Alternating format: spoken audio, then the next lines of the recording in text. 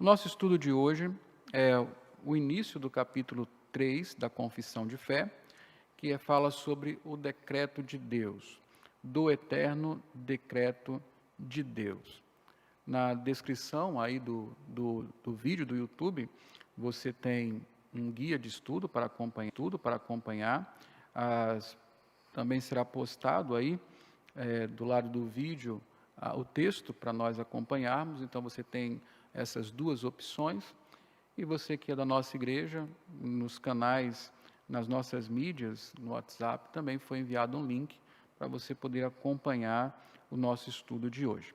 É o nosso roteiro de estudo. Então, o tema do terceiro capítulo da Confissão de Fé fala sobre o decreto de Deus. E então, hoje nós vamos começar a falar sobre este capítulo. Então, em nossa introdução, nós temos o seguinte: há algum propósito ou sentido nas coisas que acontecem e como elas acontecem? Alguns, como os naturalistas, responderiam que não, que tudo não passa de uma sucessão coincidente de fatos aleatórios. Felizmente para nós, a Bíblia afirma que absolutamente nada do que acontece é mero acaso ou determinismo, mas que Deus, o Senhor da história e do tempo, na eternidade, estabeleceu um plano perfeito que rege o universo e nossas vidas particulares. Este tem o propósito de dar glória ao próprio Deus, como nós lemos em Romanos 8,36, dele, por ele e para ele são todas as coisas, a ele, pois, a glória eternamente. Amém. E além disso, de realizar a glória de Deus, realizar também o bem dos que amam a Deus. Romanos 8,28, nós lemos exatamente isso. Todas as coisas cooperam para o bem daqueles que amam a Deus. Só uma correção, o primeiro texto é Romanos 11,36 e não 8,36. Aqui é uma coisa interessante, a pergunta que muitas vezes nos incomoda, pelo menos em alguma fase das nossas vidas, nós paramos para nos perguntar se há algum sentido realmente. Quando nós passamos, algum sentido na vida de uma forma geral, quando nós passamos por alguma crise, alguma coisa ruim especialmente, nós costumamos questionar qual o sentido disso tudo. Será que há um propósito? Quando nós conversamos com pessoas deprimidas, que estão em grande sofrimento, elas sofrem ainda mais porque se questionam se há algum propósito nas coisas. Por que as coisas acontecem? Por que as coisas acontecem comigo? Por que elas acontecem de determinada maneira? Isso tudo nos inquieta. E este capítulo da Confissão de Fé, que afirma que Deus tem um plano, como nós veremos, ele vem justamente para responder essa pergunta. A pergunta se há sentido, se há propósito, da forma como as coisas acontecem, por que elas acontecem, é respondida pela palavra de Deus dizendo que sim, Deus tem um plano. Esse plano tem um fim, tem um propósito. E é justamente este plano de Deus que dá razão e propósito e sentido a tudo que acontece. Esse capítulo também nos ajuda a ter uma visão bíblica da história da humanidade. A história da humanidade não acontece ao acaso, não é simplesmente uma sucessão de fatos, mas ela é dirigida por Deus. Deus é o Senhor da história.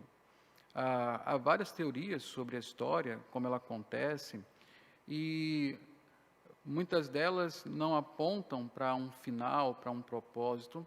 Acreditam que a história é apenas uma repetição cíclica de fatos, mais ou menos aquilo que Salomão diz, logo no começo de Eclesiastes, que tudo se repete, não há nada de novo, como se isso não tivesse fim, fosse um ciclo infinito de acontecimentos sem sentido. Mas, quando nós olhamos para o decreto de Deus, o seu plano, a resposta bíblica que nós temos é que não. A história ela tem um governo, e o governo da história é de Deus. Que a história não vai ficar se repetindo e se repetindo num espiral infinito, mas que ela tem um fim. Não apenas um fim como ponto final, mas que ela tem um propósito final. Ela caminha para um telos, ela caminha para uma conclusão, porque há um plano. Esse plano de Deus tem começo, meio e fim. Então, estudar sobre o decreto de Deus também nos permite compreender que o Senhor Deus é o Senhor da história.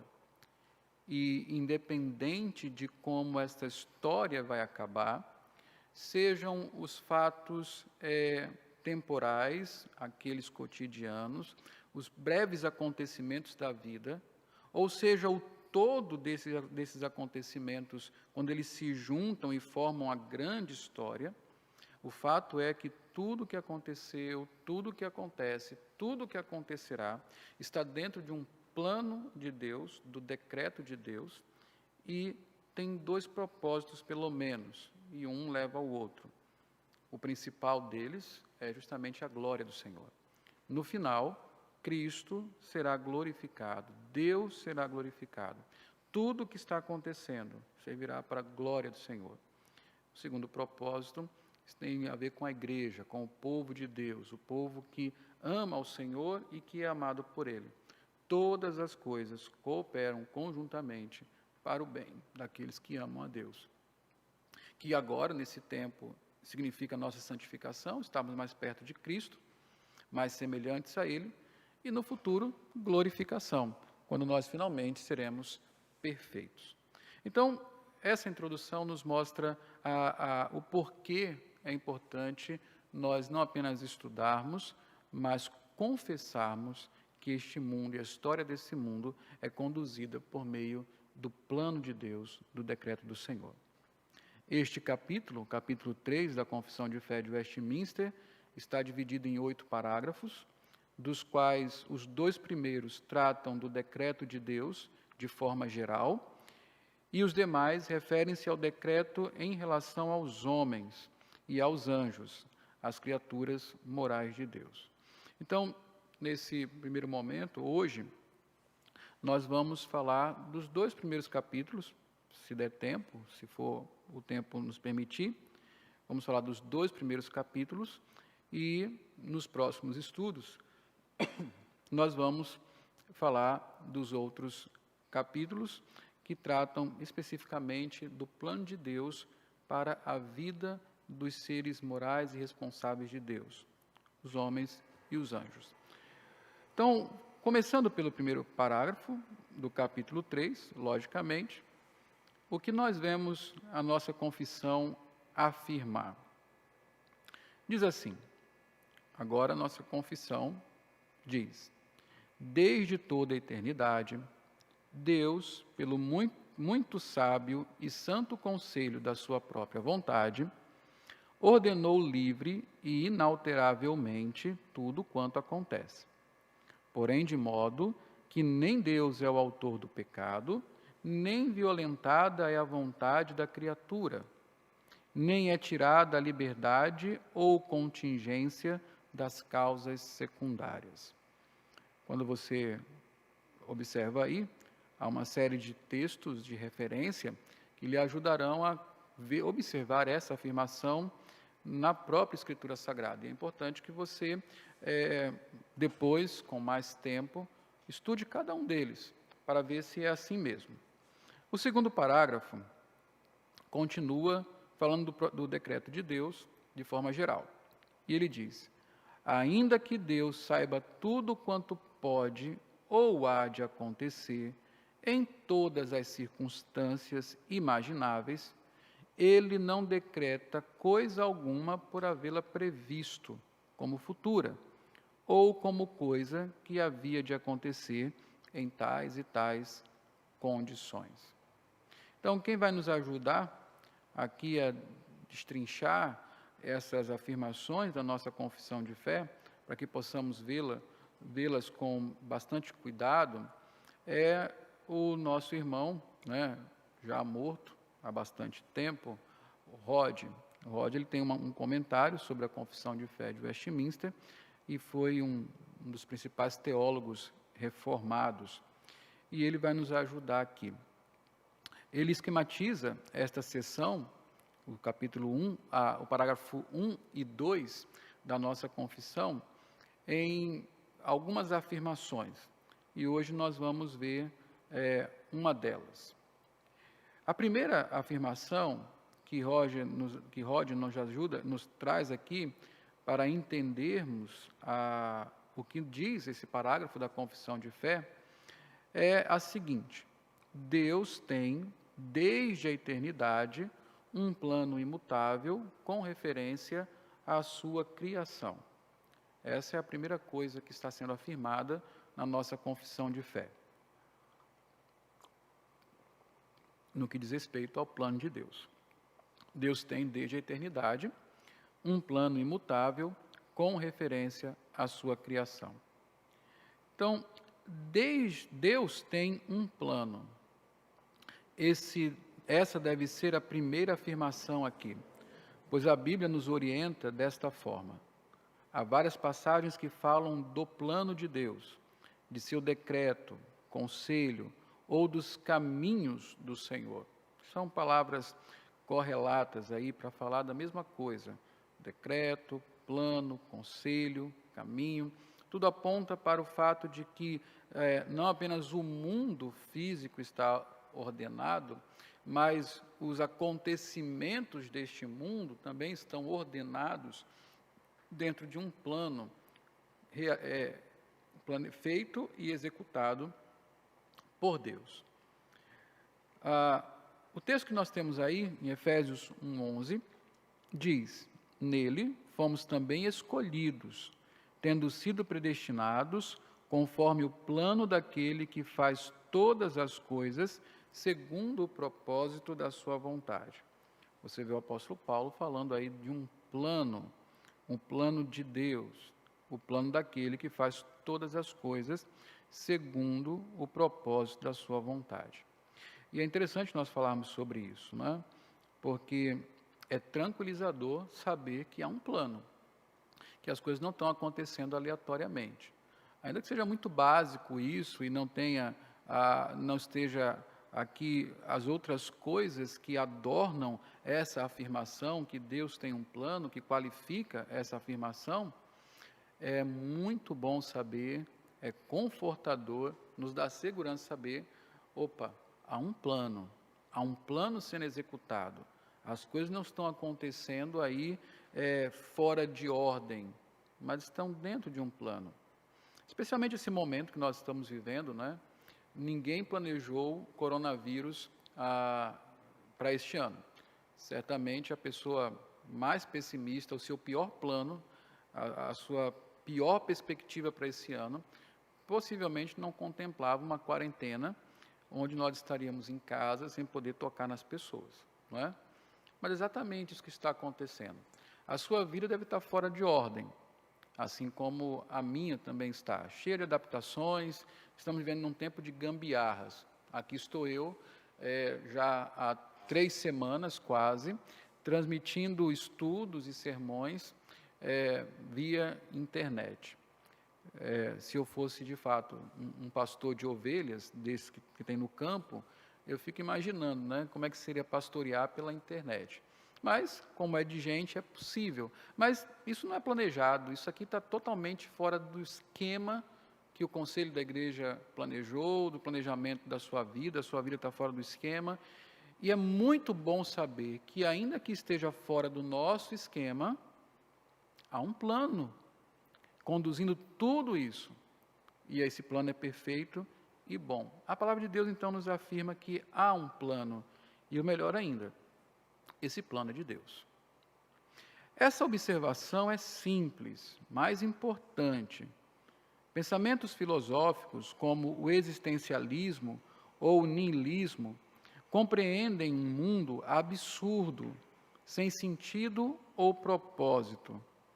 Mesmo que nem todos conheçam os termos filosóficos, as crenças desses pensamentos povoam as mentes de muitas pessoas que, diante das adversidades próprias de um mundo caído, mergulham no desespero de uma vida sem sentido e propósito. Eu li recentemente um livreto chamado Teologia da Contemplação, e o autor do livro falava uma coisa interessante. Ele mostrava, com seus argumentos, que um dos principais pensamentos filosóficos que impera nas universidades é justamente o existencialismo. Então, desde o século passado, desde o século XIX, esse é o pensamento que vem ocupando as academias e, no senso comum, também tem ocupado as mentes das pessoas. É o pensamento que acredita que o mundo é absurdo, o mundo não faz sentido algum, a vida não faz nenhum sentido, não tem propósito, as coisas acontecem e elas são absurdas, as perguntas principais não são respondidas: por quê, quem eu sou, para onde eu vou, a gente não sabe nada disso, então quer dizer que é tudo um grande caos. E no final acaba no nada, no vazio. E o resultado disso é que as pessoas começam a viver vidas onde elas não têm sentido. E elas vão buscar sentido em coisas que de fato não fazem sentido, não é? Como as futilidades, as vergonhas da vida, o consumo, a drogadicção, a prostituição, enfim, qualquer tipo dessas coisas em que se busca ter sentido para a vida, até coisas legítimas como família, como bens ou relacionamentos outros. Ou algumas pessoas simplesmente se entregam a um abismo, a uma depressão, não falo depressão no termo psiquiátrico, mas há um abatimento de alma tal que até preferem a morte à própria vida. Esse é um pensamento que não precisa nem compreender muito sobre filosofia para constatar que caminha na mente das pessoas do mundo. E no meio das adversidades é que a vida parece ainda mais sem propósito. Para a maioria das pessoas, no meio da adversidade, em um momento como esse, por exemplo, que não, apesar de não ser tão grave assim, mas já nos traz algum temor, algumas pessoas vão perguntar exatamente isso, não é? Por quê? Para quê? Qual o sentido disso tudo? Isso é um absurdo. Agora, quando compreendemos que o universo, e quando falamos de universo, isso nos inclui, nós, pessoas, quando nós compreendemos que o universo é governado por um Deus sábio e perfeito, e que Ele tem um plano sábio e perfeito, que dá sentido e propósito a tudo o que acontece, podemos confiar que mesmo aquilo que parece absurdo está dentro do controle do Senhor e tem um propósito útil, a glória de Deus e a nossa santificação. Há dois propósitos que, desde a introdução, eu apontei para os irmãos. O plano de Deus tem dois propósitos que são conhecidos: sua glória e o nosso bem, o bem daqueles que o amam. Tudo converge para isso, para a glória de Deus e para o bem daqueles que o amam. Em Efésios, em Filipenses, no capítulo 2, quando fala sobre o exemplo de Cristo, que a si mesmo se esvaziou, assumiu a forma humana, fez-se como servo e foi obediente até a morte de cruz, mas então Deus o exaltou. E aí ele vai descrevendo toda a humilhação e glorificação de Cristo. Lá no final diz que quando Deus o exaltou, Ele deu um nome que está acima de todo nome, para que ao nome de Jesus se dobre todo o joelho e toda língua confesse que Jesus Cristo é o Senhor. Ali Paulo nos conduz para o fim da história. Toda língua confessa que Jesus Cristo é o Senhor, para a glória de Deus Pai. O final dessa história é isso. Deus será glorificado e tudo o que acontece coopera para o bem da sua igreja, para o bem dos que amam a Deus, que são aqueles que foram amados por Deus primeiro. Deus, portanto, tem um plano. Assim, ainda que não possamos explicar tudo, não nos vemos perdidos como se tivéssemos caído num vácuo de desespero e de falta de sentido. Mas sabemos que cada episódio de nossa existência converge para um fim proveitoso, determinado por Deus, no qual todas as coisas cooperam para o nosso bem. Crer num plano divino, crer no decreto de Deus, não nos dá respostas para todas as coisas. Isso não quer dizer que nós saberemos por que tudo acontece, como acontece. Nós não sabemos. Há muitas coisas que nós vamos morrer sem saber exatamente que propósito havia naquilo. Mas nós podemos confiar que havia um, que há um. Nós podemos confiar que não aconteceu à toa e não foi sem motivo. Aconteceu dentro de um plano de um Deus todo sábio, poderoso, amoroso, justo, bom, fiel e misericordioso. Nós podemos confiar que o que aconteceu foi o melhor que poderia acontecer, uma vez que foi planejado por Deus. Sabemos que Deus age em todas as coisas para o bem daqueles que o amam, dos que foram chamados de acordo com o seu propósito. Quando observamos nas Escrituras que o plano de Deus é eterno, aprendemos que esse não tem um fim apenas, mas também um começo. É importante que saibamos disso. Deus não é um jazzista improvisando enquanto executa sua peça musical, mas desde o início ele tem tudo muito bem orquestrado, os fins e os meios para alcançá-los, de sorte que nossas vidas, do início ao final, estão contempladas nesse plano todo perfeito. Os teus olhos, diz o salmista, viram o meu embrião. Todos os dias determinados por mim foram escritos no seu livro, antes de qualquer deles existir. Salmo 139, 16, que nós gostamos tanto, que fala sobre a presciência de Deus, a onisciência de Deus. Deus que sabe todas as coisas. E Ele não sabe porque adivinha, Ele sabe porque as planejou.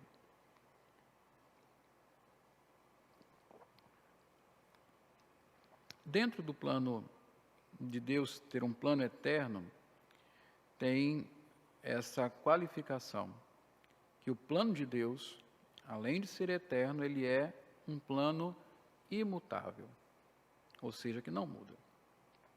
Assim como nós, nossos planos também são imperfeitos.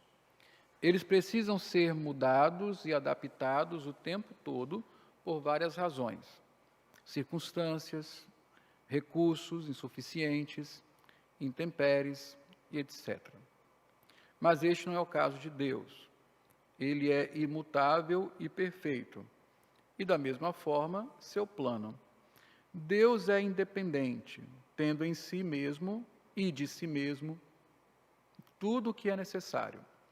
Portanto, seu plano é perfeito, autossuficiente e, por isso, imutável. Deus não muda e seu plano também não. O plano de Deus tem tudo a ver com a natureza de Deus. Assim como Deus é o seu plano. Se Deus não muda, seu plano também não. Se Deus é eterno, o seu plano também é eterno.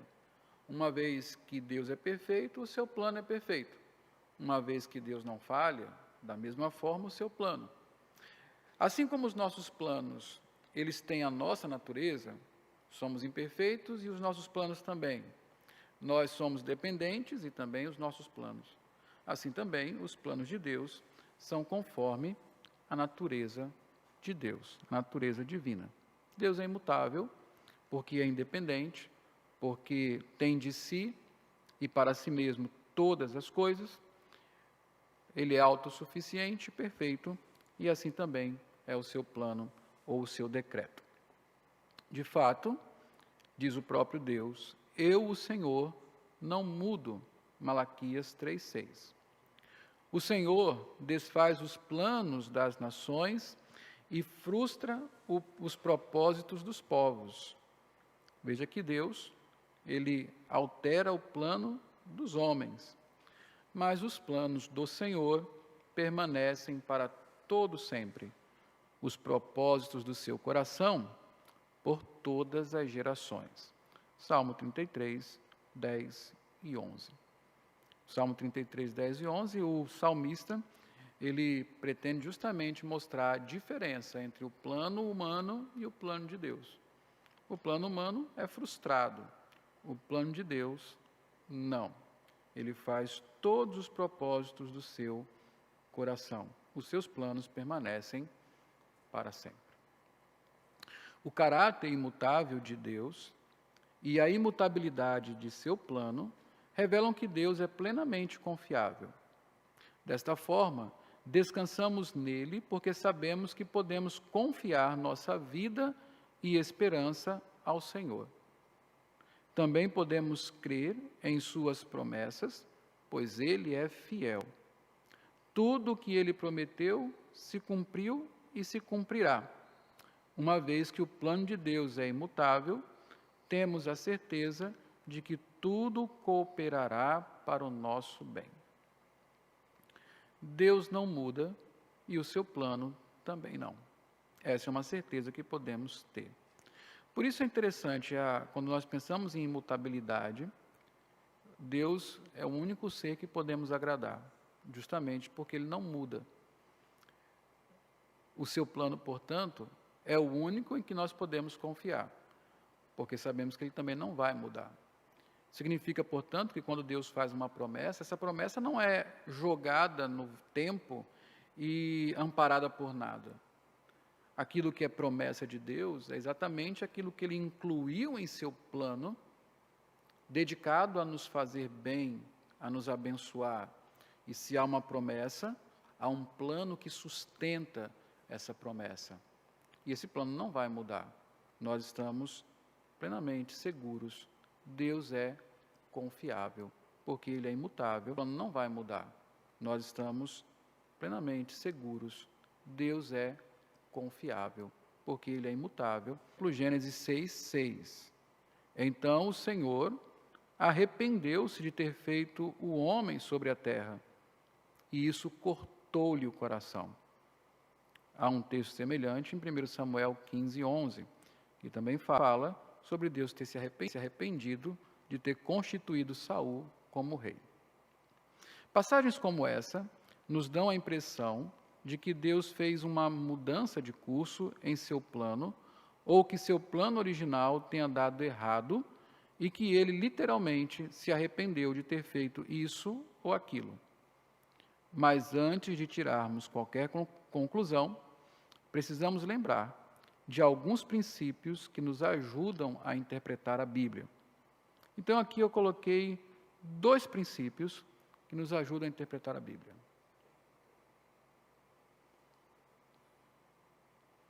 O Fabiano está me dizendo que tem perguntas aqui, a gente vai deixar para o final. Então, segura aí que a gente vai responder. Então, 2 princípios que nos ajudam a interpretar a palavra de Deus. O primeiro chama analogia da fé. A Bíblia é interpretada pela própria Bíblia. Cada passagem está subordinada ao todo da Escritura. Dessa forma, exploramos o contexto imediato da passagem e o contexto geral, para então chegarmos a uma interpretação coerente com a própria Escritura. Nesse caso, observamos que a Bíblia, como um todo, afirma que Deus e seu plano não mudam. Você tem algum desses textos aí, Fabiano, para ler? Lê, por favor, aí. Salmo 33, 10 a 11. Foi o que nós acabamos de ler. Nós acabamos de ler esse texto. Lê Isaías 46, 10. Salmo 33.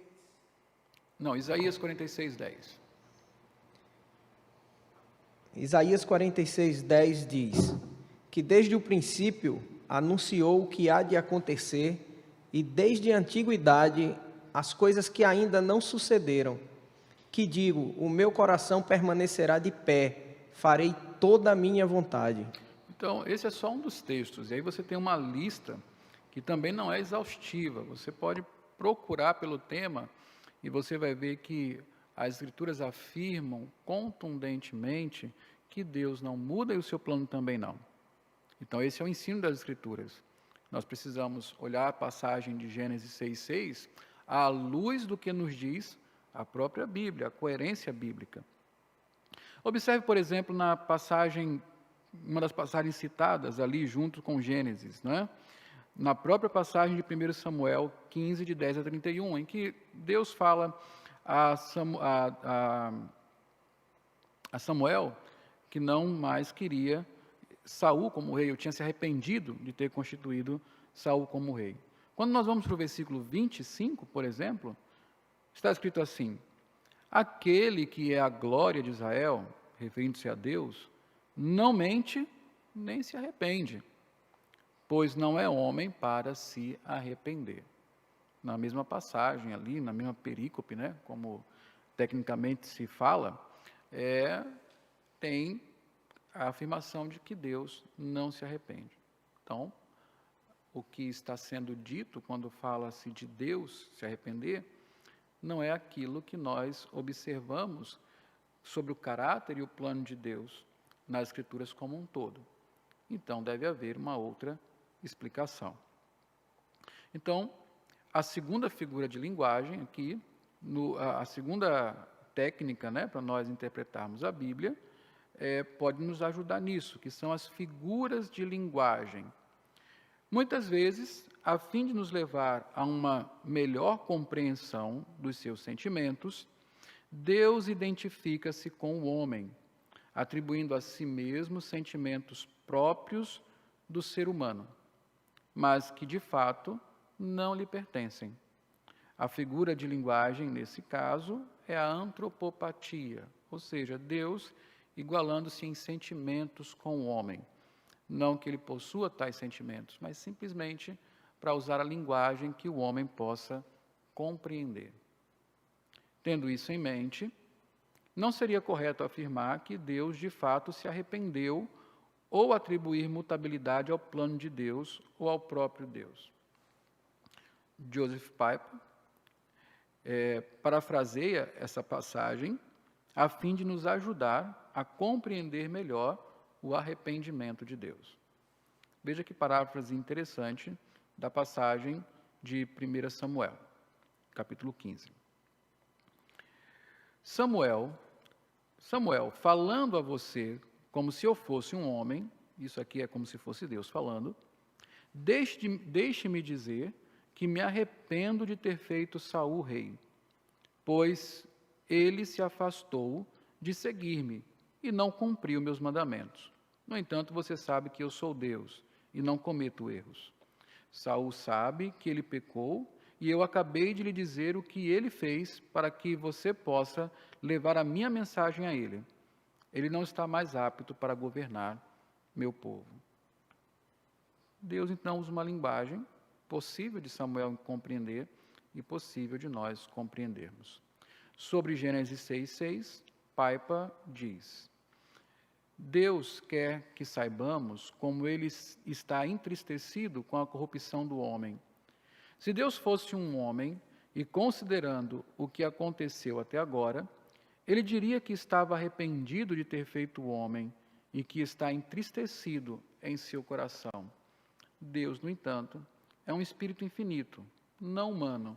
Deus não comete erros. Portanto, o arrependimento de Deus nunca tem a ver com um erro moral, que ele errou porque fez algo errado. Simplesmente fala a respeito da sua tristeza em contemplar as coisas que ele fez, caminhando para um caminho que o desagrada. Deus, portanto, não se arrepende. A conclusão é a seguinte: para Deus não há imprevisto. Ele não é surpreendido por nada. É importante que saibamos disso, pois nós somos surpreendidos muitas vezes, e em algumas delas nos desesperamos. Mas não deveria ser assim. Não importa o que aconteça, Deus planejou perfeita e sabiamente tudo. Dessa maneira, nada pode nos fazer mal, definitivamente. Em tudo há sentido e propósito, e no final nos fará bem e glorificará a Deus.